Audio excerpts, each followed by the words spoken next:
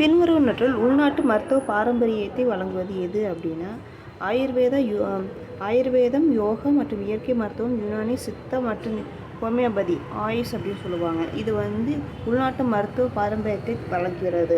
சர்வ சிக்ஷா அபியான் அப்படின்னா என்ன அப்படின்னா, சர்வ சிக்ஷா அபியான் அப்படிங்கிறது provide free and compulsory education to the children in the age group of 6 to 14. 6 முதல் 14 வயது உட்பட்ட அனைவருக்கும் இலவச மற்றும் கட்டாய கல்வி வழங்குவது. இது எப்போ கொண்டு வந்திருப்பாங்க அப்படின்னா 88வது சட்ட திருத்தம் மூலமா 2002 கொண்டு வந்திருப்பாங்க, நடைமுறைப்படுத்தியிருப்பாங்க. என்ன அப்படின்னா Sarva Shiksha Abhiyan. National urban health mission, தேசிய நகர்ப்புற சுகாதார பணி அப்படிங்கிறதும், நேஷ்னல் ரூரல் ஹெல்த் மிஷன், ரெண்டு என்னென்னு பார்க்கலாம்.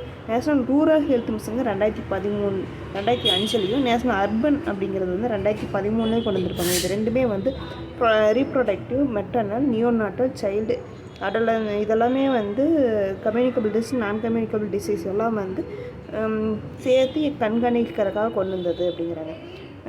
அடுத்து ஜனனி சுரக்ஷா யோஜனா அப்படிங்கிறது என்ன அப்படின்னா, ஃப்ரீ டெலிவரி, நார்மல் டெலிவரிஸை கண்காணிக்கிறது.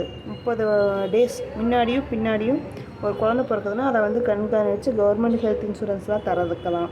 எங்கே அப்படின்னா ரெண்டுமே அர்பன் அண்ட் ரூரல், நகர்ப்புற மற்றும் ஊரக பகுதிகள் ரெண்டு பகுதியுமே வழங்குவதாக ஜனனி சுரக்ஷா யோஜனா. தேங்க்யூ.